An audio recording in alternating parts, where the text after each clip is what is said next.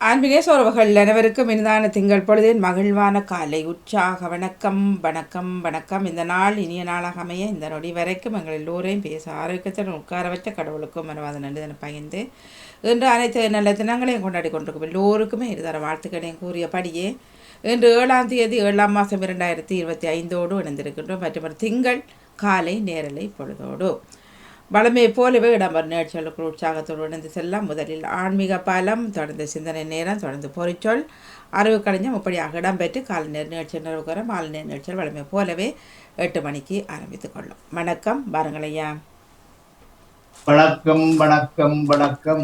வாக்குண்டாம் நல்ல மனமுண்டாம் மாமலரால் நோக்குண்டாம் மேனி உடங்காது கொண்டு துப்பார் திருமேனி தும்பிக்கையான் பாதம் தப்பாவல் சார்வார் தமக்கு என்று கொண்டு நிறைஞ்ச ஒரு திங்கட்கிழமை 7ஆம் தேதி 7ஆம் மாசம் 2025 ஆணி மாசம் 23ஆம் தேதி சோம பிரதோஷ விரதம் என்று போடப்பட்டிருக்கிறது. அதுவும் அனுச நட்சத்திரம். இப்படிப்பட்ட சிறந்த நன்னாளிலே லண்டன் தமிழ் வானொலி ஆன்மீக பாலத்தை சிறப்பாக நடத்தி கொண்டிருக்கின்ற நடாமோகனுக்கும் உங்களுக்கும் நன்றியும் வணக்கத்தையும் தொடர்ந்து நாங்கள் இந்த நிகழ்ச்சியை சிறப்பாக செய்வோம். 587வது வாரத்துடன் நடந்திருக்கின்றோம் ஐயா. 587. ஆகவே உறவுகள் இணையும் நேரம் உங்கள் பக்கம் உள்ள சந்தேகங்கள் இருப்பேன் கேட்டு அறிந்து கொள்ளலாம். 587. ஓ சரிம்மா, நன்றிம்மா. வாங்கோ தொடர்ந்து பேசுவோம். ஏன்னு கேட்டால் இந்த மாசத்துல நிறைய நிகழ்ச்சி எல்லாம் எல்லா இடத்துலயும் நடைபெற்று கொண்டிருக்கிறது. நேற்று கூட திருச்செந்தூர் பல விதமான யாழ்ப்பாணங்களிலும் சிறப்பான ஒரு மகா கும்பாபிஷேகங்கள் எல்லாம் பல வருஷங்களுக்கு பிறகு நடைபெற்றிருக்கிறது. எந்த கோயிலையா? திருச்செந்தூர் முருகன் கோயில். Okay okay. கும்பாபிஷேகம். நாங்கள் சர்மா ஐயாவை வரவேற்றுக் கொள்வோம். வணக்கம் சர்மா ஐயா அவர்களே. வணக்கம்ண்ணா.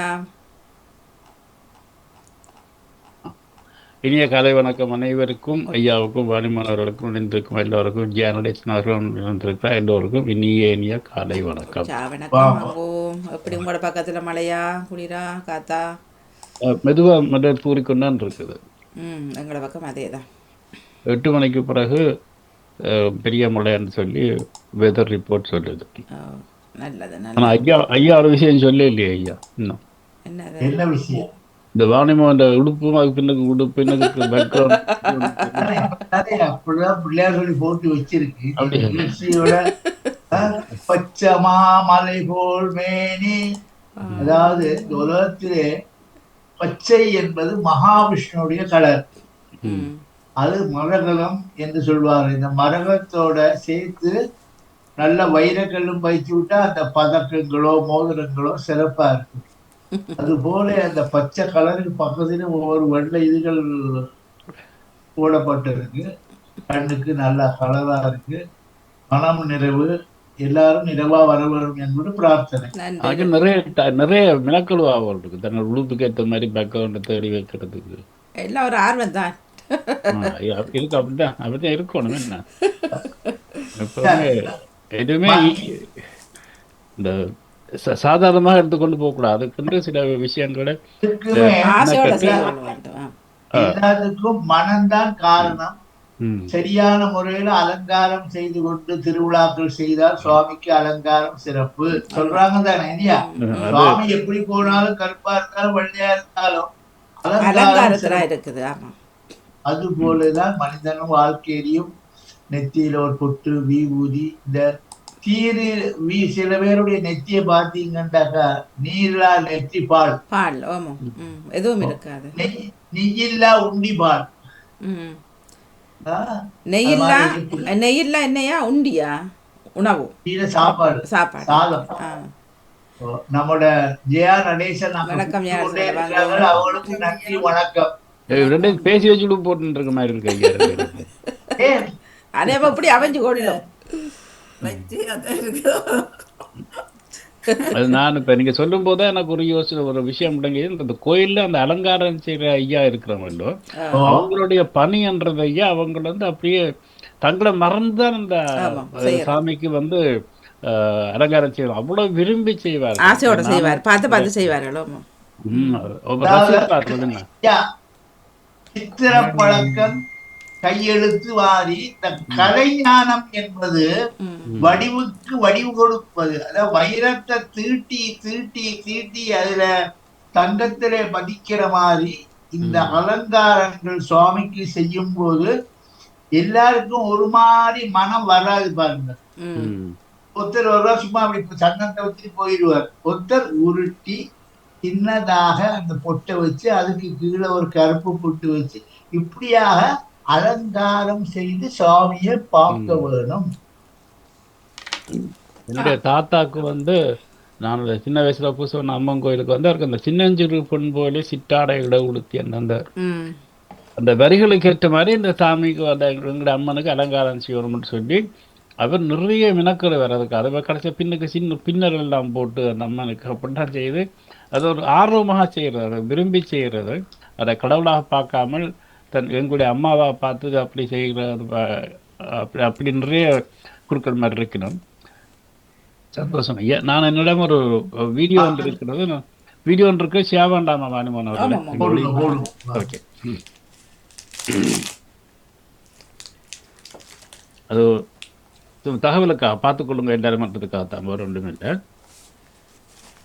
பூரி ஜெகநாதன் ஆலயத்தினுடைய சில ஒரு தகவல் ஒன்று பார்த்துக்கொள்ளுங்க எல்லாருமா. பூரி ஜெகநாதர் கோவிலின் அதிசயங்கள் தெரியுமா? இங்கு குடிக்கொண்டிருக்கும் விஷ்ணு பகவான் தினமும் காலையில் எழுந்து ராமேஸ்வரம் சென்றுவிட்டு மதிய உணவிற்கு மீண்டும் இந்த பூரி ஜெகநாதர் ஆலயத்திற்கு வந்து விடுவதாக கூறப்படுகிறது. அதனால் இங்கு தினமும் இறைவனுக்காக சமையல் தடபுடலாக செய்யப்படுகிறது. இங்கு விருந்து சமைக்கும் முறையே சற்று வித்தியாசமானது. கோயிலின் சமையலறை உலகிலேயே மிகப்பெரியது. 56 வகையான சைவ உணவுகள் வெங்காயம் பூண்டு இல்லாமல் தயாரிக்கப்படுகின்றன. சமையல் அறைக்கு அருகில் உள்ள கங்கா மற்றும் யமுனை என்ற 2 தீர்த்த கிணறுகளில் எடுக்கப்பட்ட தண்ணீரை பயன்படுத்தி மண்பானைகளில் மட்டுமே சமையல் செய்யப்படுகிறது. இந்த கோயிலின் சமையல் அறையில் ஒன்றன் மேல் ஒன்றாக 7 மண் பாத்திரங்கள் அடுக்கப்பட்டு பிறகு அடுப்பில் உணவு சமைப்பார்கள். அப்படி சமைக்கும் பொழுது அடியில் உள்ள பானையில் உணவு வேகும் முன் மேலே உச்சியில் உள்ள முதல் பானையில் உணவு வெந்துவிடும் அதிசயம் நடக்கிறது. தினம்தோறும் சமைத்த பின் மண்பானைகள் உடைக்கப்படுகிறது. தினம் தினம் புது பானை சமையலுக்கு பயன்படுத்தப்படுகிறது. இந்த கோயிலுக்குள்ளே சமைக்கப்படும் உணவின் அளவு வருடத்தின் அனைத்து நாட்களிலும் ஒரே அளவாகவே இருக்கும். ஆனால் வருகின்ற பக்தர்கள் எண்ணிக்கை 2 லட்சம் ஆனாலும் சரி 20 லட்சம் ஆனாலும் சரி சமைக்கப்பட்ட உணவு அனைவருக்கும் சாப்பிட கிடைக்கும். ஜெகநாதர் விஷயங்கள் தெரியுமா? இங்கு குடிக்கொண்டிருக்கும் பார்த்த உடனே எல்லோருக்கும் பகிர்ந்து கொள்ள வேண்டும் சொல்லி எனக்கு யோசனை வந்தது. பிறகு தெரியாத தகவலாக இருக்கும் என்பதற்காக பாத்தீங்கன்னா ஐயா, இப்ப லோகங்களை வச்சுதானே சமையல் செய்யறாங்க. இப்ப அதுல சொல்றாங்க பூசிக்கூடிய பாத்திரங்களிலே மித்தாம்பர பாத்திரம், மித்துனா மண்ணால செய்யப்பட்டவைதான் உபயோகிக்க வேண்டும் சொல்லி அந்த காலத்துல உபயோகிச்சவங்க மத்தியானம் சமைச்சு அதை மத்தியானமே சாயந்தரமே அடிச்சு உடைச்சு தூளாக்கி மறுபடியும் அதை சூளையிலே கொடுத்து மறுபடியும் மண்ணு பானையாக உருவாக்குவார்கள். ஏன்னா அந்த மண்ணுக்கு கடைசி வரைக்கும் அழிவில்லை. ஏன்னா எல்லாரும் மண்ணுக்குள்ள மண்ணால் போனாலும் மண்ணு ஒரு நாளும் அழியாது. அதாவது பூமாதேவி. ஆகவே அங்க படைக்கிற எவ்வளவு நெய்வேத்தியம் வச்சாலும் ஐயா, பாண்டுரங்க புட்டல்ல ஹரிநாராயண இதுதான் அங்க தாரக மந்திரம். அப்படிப்பட்ட ஆலயம். ராதாகிருஷ்ணன், ருக்மணி சத்யபாமா அப்படி சொல்லக்கூடிய மகாவிஷ்ணுடைய அவதாரம் ஐயா பாண்டுரங்கனுக்கு அப்படி படைச்சு தேர் திருவிழாண்டாயா கோடிக்கணக்கில் சலம் வரும் ஐயா. அங்க தேருக்கு எல்லாம் சேர்த்து 12 சக்கரங்கள், 4 சக்கரம் ரிக்வேதம், 4 வேதங்கள். உள்ளுக்கு சூரியனுக்கு ஒரு சக்கரம், சூரியனுடைய அதுக்கு என்ன சொல்றது, சூரியனுடைய தேர் இது, அடுத்து சந்திரனுடையது. இப்படியாக 12 சக்கரங்களை கொண்டதுதான் பண்டரிநாதனுடைய தேருடைய லட்சணம். அது சரி ஐயா. இப்போ பாத்திரங்கள் எல்லாம் சிலவருக்கு கஷ்டமாக இருக்கும் உண்மையில். அது ஒவ்வொரு நாளும் உடைஞ்சிட்டு புது பாத்திரத்திலான்னு செய்யணுமன்றது அப்படி இல்லையா? அது கோயில் ரூல்ஸ் அண்ட் ரெகுலேஷன். எங்க வீட்டுல எல்லாம் அந்த காலத்துல சமைச்சு மண்பானையை தானே மறுபடியும் சமைச்சு போட்டு வருஷ கழுவி கணக்காக அந்த சமைக்கிறது விடையும் வரைக்கும். ஆலயத்துல அது அந்த கோயில் விதி சொல்லப்படுகிறதம்மா. அந்த விதியை நாங்கள் ஒன்றும் சொல்ல முடியாது. இல்லை, அதை உடைக்காமல் அங்கே இருப்பவர்களுக்கே கொடுக்கலாமே, பக்கத்தில் இருப்பவர்களுக்கு. இந்த பையன் என்ன சொல்றாருண்டா, அந்த மண்பானை உடைச்சிட்டு திருப்பி அதே மண்பானை மேக் பண்ணணும். ரீமேக் செய்யறது இல்லை, அதையே செய்யணுமெண்டா. அதே இப்ப லண்டன்ல எல்லாம் வீடு கட்டுறாங்க தவிர ஒரு மண்ணு கூட வெளியில வருதா பாத்தீங்களா? இல்ல. நம்ம ஊர்ல இருந்தா டிராக்டரை போட்டு இழுத்து அங்க கொண்டு போய் கொட்டி இங்க கொண்டு போய் கொட்டி எல்லாம் செய்வாங்க. இவங்க அப்படி இல்லை பாத்தீங்களா? அதே போல அங்கே அந்த பழைய பாடல்களை புதிதாக பழையன கழித்தலும் புதியன புத்தலுமாக இருக்கிறது. அதை நாங்கள் வரவேற்றுக் கொள்வோம். நன்மாயாவுடைய தகவல் ரொம்ப சிறப்பா இருக்கு. எனக்கு பார்க்கும்போது புதிதாக இருந்தா அதை எல்லாருக்கும் பகிர்ந்து கொள்ள வேண்டும் போல இருந்தது. நீங்க தார விஷயங்களையா 4 பேர் தெரிந்து கொள்ள வேண்டும். கற்றது கையளவு, கலாதது உலகளவு. இப்ப நீங்க சொன்னீங்க இப்ப பூர்ணநாதர் ஆலயம் 12 சக்கரங்களை கொண்ட தேர்ன்னு சொல்லி, இப்படி இது மாதிரி இப்ப அதிகமா எல்லா ஆலயங்களிலும் ஒரு தேர் தான் வரும் பிரதர். ஆனா சில ஆலயங்களில் 3 தேர் வரும், சில 5 வரும். இப்படியான ஆலயங்களை பற்றி கொஞ்சம் சொல்லுங்களேன். எங்க இப்ப மாவட்டோரம் கந்தசாமி கோயில் 3 தேர்ன்னு நினைக்கிறேன். மாத்தலை முத்துமாரியம்மன் உங்களுடைய பஞ்சரத்ன கிருதிகளை பத்தி ஒரு வார்த்தை பேசிட்டு இதுல இருந்து அதுல தொடுவோம். சொல்லுங்க. அதுல சப்பாபதிக்கு வேறு தெய்வம் சமானமாகுமா யாரு சொல்லணும்? சபாபதின்னு சொல்றது சிவநாதன் சொல்றாரு. அவர் கோபாலகிருஷ்ண பாரதி. கோபாலகிருஷ்ண பாரதி எழுதிய பாடம். நீங்கள் அதைத்தான் இப்ப நிகழ்ச்சியாக பஞ்சரத்னா 2-3 பாட்டு கேட்டீங்க, சிறப்பா இருந்தது. குரல் வளம் கூட நல்லா இருந்தது. அதையா புலம்பெய தேசங்கள் இதுவரைக்கும் யாருமே செய்யாத ஒரு நிகழ்ச்சி, யாரும் மேடியேற்றவில்லை. நான் தான் முதல் செய்தேன். அதுக்கு லண்டன் தமிழ் வானொலி மூலமாக உங்களுக்கு வாழ்த்துக்களை தெரிவித்துக் கொண்டு, அது மாதிரி நிகழ்ச்சியிலையா அந்த மாதிரி சித்தாந்த மாதிரியாருடைய அதுல மிருதங்கம், கடம், கஞ்சிரா, மோர்சிங் இதெல்லாம் போட்டு வாய்ச்சா சப்பாபதிக்கு சொல்வது ராகம், தானம், பல்லவி வாசிச்சு அப்புறம் அதை அப்படியே எடுத்து கொடுக்கும் போது இந்த மிருதங்கக்காரர்களும் கிடக்கும் அடிச்சு கொடுத்து அந்த கச்சேரியை எழும்ப வச்சிருவாங்க. நீங்க நான் இது அதாவது யாருமே செய்யவில்லை தான். முதன்முறை தமிழ் பஞ்சரத்ன கீர்த்தனம் மேடையேற்றியது நாங்கள் தான் செய்திருக்கிறோம். என்ற பெருமை இருந்தாலும் ஐயா, இப்படியான சிந்தனைகளுக்கு எனக்கு தூபம் போட்டு என்னை வளர்த்து விட்டது. அதாவது விதை விதைத்ததுன்னு சொன்னால் லண்டன் தமிழ் வானொலி நலாமோகன் தான், வேறு ஒன்றும் இல்லை. அவர் தான் இல்லை இதையுமே நேரடியாக செய்யாமல் வித்தியாசமாக செய்யன்னு சொல்லி எனக்கு மனத்துக்குள்ள தூண்டி அதுக்கெல்லாம் பாராட்டுகளை தெரிவித்து கொண்டு கானாபத்தியம் கானாபத்தியம் கௌரம் முருகன் சக்தி வைணவம் என்று சொல்லக்கூடிய 5 விதமான தேர்களை, பிள்ளையார் தேரு, முருகன் தேரு, மூலஸ்தானத்தில் யார் இருக்கிற அந்த தேரு, அப்புறம் சண்டேஸ்வர தேர், இப்படியாக 6 தேர். 5 பஞ்சரதமா இருந்தாலும் பின்னி சண்டேஸ்வரர் வந்துதான் ஆக வேண்டும். 6 தேர்களை சிறப்பாக அலங்காரம் பண்ணி மல்லாரி வாசிச்சு, இப்பெல்லாம் மல்லாரி வாசிக்கவே இடம் கொடுக்க மாட்டேன்றாங்க. டக்காரு சாமி தேர்ல ஏத்திடுறாங்க.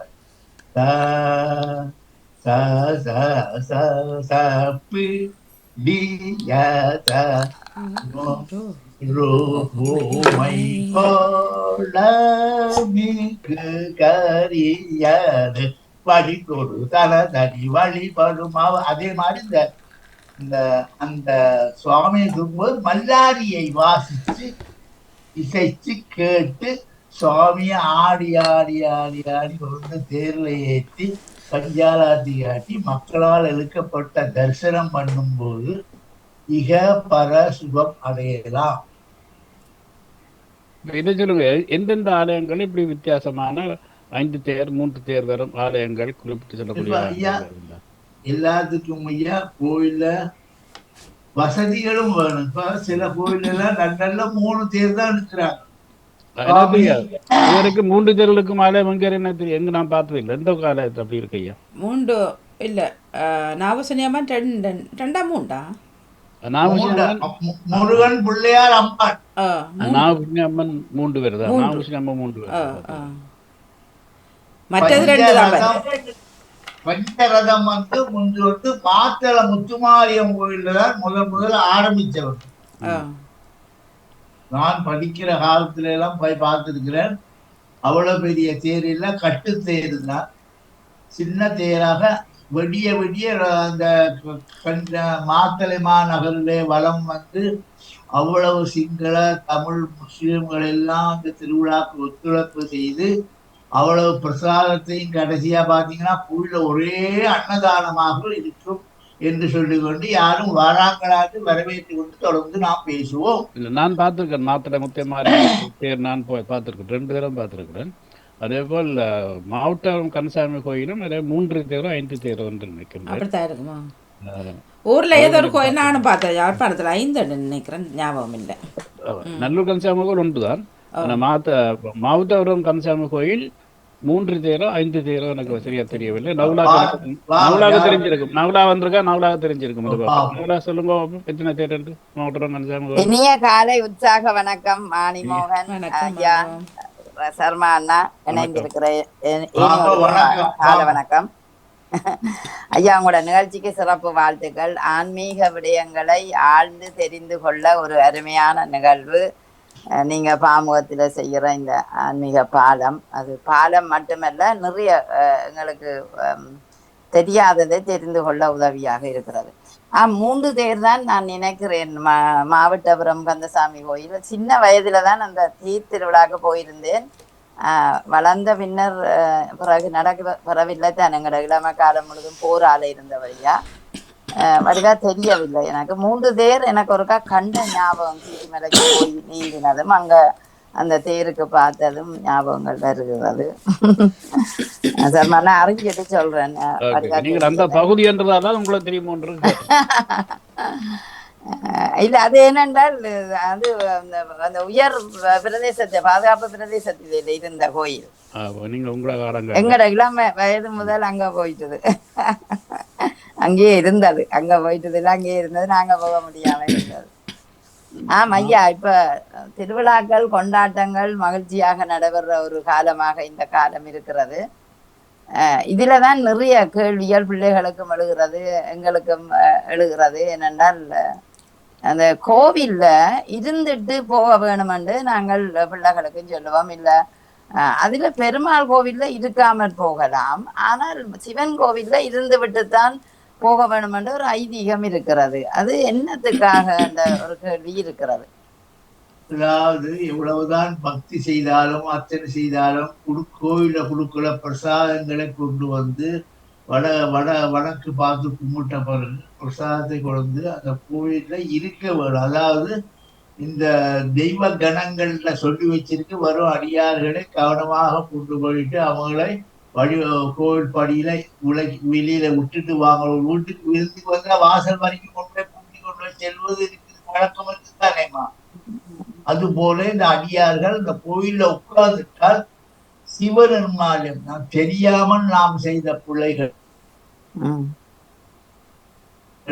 சிவனுடைய சொத்துக்கள் எல்லாம் என்னதான் இருந்தாலும் நாங்க சம்பாதித்து கோயிலுக்கு கொடுத்தாலும் அவ்வளவு சிவ சொத்து தானேமா. அதை வந்து எல்லாத்தையும் அங்கே சுவாமிக்கு மறுபடியும் அதை இது பண்ணி போட்டு பிரார்த்தனை பண்ணி கொண்டு எழும்பும் போது அந்த பூதங்களினாலோ தேவங்களினாலோ எங்களுக்கு சாபக்கேடுகள் வராது என்பதை அனுபவித்து அதை அங்கே இருந்து கும்பிட்ட பிறகு வாசப்படி வந்து மறுபடியும் திரும்பி கும்பிட்டு ராஜகோபுரத்தை பார்த்துட்டு வீடு வந்து சேர்வதுதான் சரியை கிரியை யோகம் ஞானம் வழிபாடு முறைகள்.